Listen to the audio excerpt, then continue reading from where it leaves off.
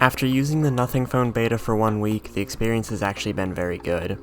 For $299, I think this is one of the best phone deals there is, and one of the coolest Android phones out there. This phone has a great build quality which a lot of budget phones lack, like the Samsung Galaxy A series. Most budget phones have a cheap plastic build quality, but this phone has an aluminum in-class design with very premium feeling buttons. I think the buttons on this phone are the absolute best out of any Android device I've used. The only variant that's currently sold in the US is the 128GB model with 8GB of RAM in black. Buying this phone in the US is a bit different. First, I had to sign up for their membership, and then Nothing sent the phone to me. The phone's estimated shipping is 5 to 10 days, but I ordered the phone on Tuesday afternoon, it shipped Wednesday night, and I got it on Friday. The phone shipped from China too from FedEx, and it got there pretty quickly. Part of the beta program is that the phone will receive Android 13's beta, but my phone actually shipped on Android 12 before I updated it to the beta. Android 13's beta has been very stable on this phone, and it's had less problems than my stable public release of iOS 16.3 on my 14 Pro. This phone's overall experience is very quick, but Android apps are noticeably slower than iOS's apps on any hardware. This phone also comes with no bloatware, which is very surprising, but it's something that's very good on a phone, especially for this price range. One thing that I'm happy to note is that Android file transfer on a Mac works great on this phone, even though it doesn't work properly on other Androids I've tested on Android 13, like the Pixel 4 or the Galaxy S22. Another very impressive aspect of this phone for the price range is the display, which is great. It's a 120Hz OLED panel and the colors are great. I almost prefer this display over my iPhone 14 Pro's screen. It's a pretty large phone at 6.5 inches, and I wish there was a smaller variant available when Nothing does make the second phone, since they've actually confirmed that they're going to make a second phone in 2023. But compact phones are being phased out slowly anyway, and I doubt that will happen. This phone has one standout feature, which is the LED lights on the back of the phone. These LED lights are for notifications, charging, and other general things. This is a really cool feature, and it's something that is not seen on any other phones. The back is transparent, and the internals that are visible look really cool in this phone. The LED lights feature hasn't been all that useful, but it's something that looks really cool.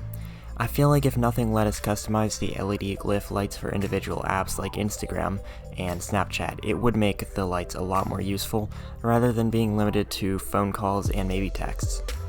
And by that I mean you can't have individual apps show different animation with the lights on the back of the phone, at least from what I've seen. My main SIM card has been in the iPhone 14 Pro, but my secondary SIM card, which I usually use for data on my iPad, has been in the Nothing phone.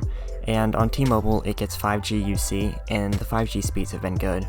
I haven't had any coverage issues, and SMS works just fine too. Other carriers may vary though. I know that Nothing has a whole thing on the beta program website about this. This phone got 5G where my iPhone and my S22 have surprisingly never gotten 5G.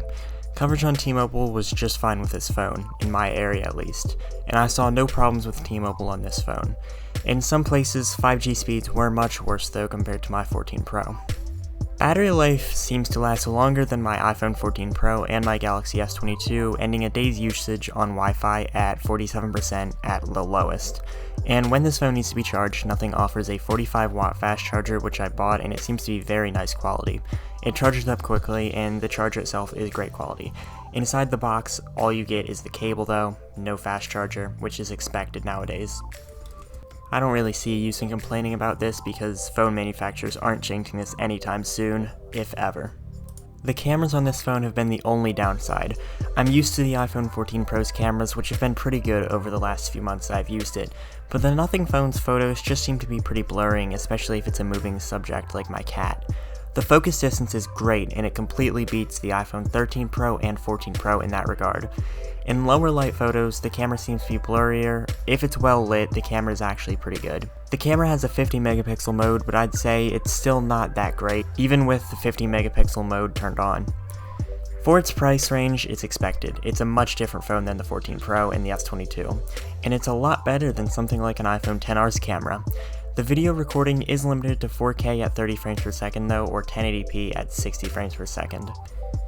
If you're buying this phone purely based on the camera, find some other phone. This is a great phone in other regards, but the camera is just not there for anybody who just really wants a great camera around this price range. So far, the experience has been pretty good and I haven't had any real problems. This phone seems like such a good value and it's going to be my #1 Android value recommendation for 2023 if you're fine with a beta program phone, unless something happens to change that. One last note is that nothing has said that you don't have to send the beta phone back. Once you buy it, it is yours. So with that said, thank you for watching this video, and goodbye.